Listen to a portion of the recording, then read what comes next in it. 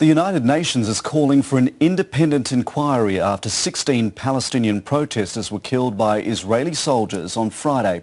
Israel has warned that it will target militant groups inside Gaza if the violence continues. The ABC's Norman Hermont reports from Jerusalem.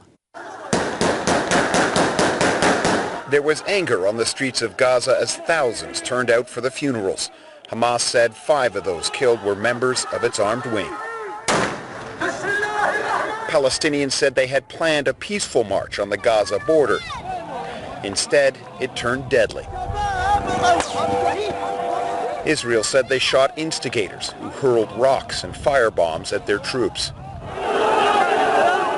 At least 16 people were killed and hundreds wounded. The United Nations has called for an independent investigation. The Palestinian leadership blames Israel for the violence. These peaceful demonstrators posed no threats whatsoever to Israel or its heavily armed soldiers.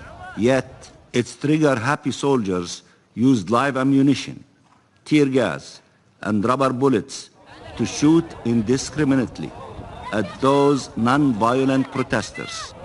But Israel said Hamas, the Islamist group that runs Gaza, used the protest to try to launch attacks across the border.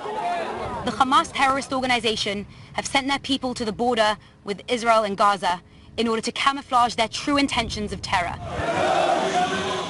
Palestinians say they will press ahead with 6 weeks of planned protests, culminating on the 70th anniversary of what they call the catastrophe of Israel's independence. And from Israel, a warning that it will ramp up its response, including strikes inside Gaza if the violence continues. Norman Hermont, ABC News, Jerusalem.